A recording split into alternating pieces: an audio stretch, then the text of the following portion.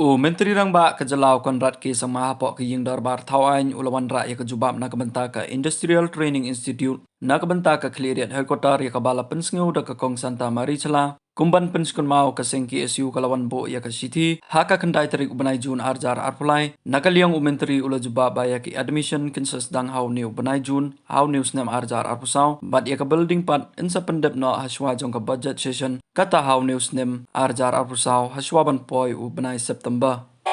Sir, issue was raised regarding the ITI Clariat and wondering when it will be functional. Sir, I'm happy to inform that the advertisement for admissions and enrollment of candidates for the new session will start in the month of June 2024, sir. The renovation of the building will be completed before the start of the new session from 1st of September 2024, sir. So therefore, it is in the line and on track. And as I said, sir, we expect that the new session from 1st of September 2023, the Clariat ITI should be functional, sir.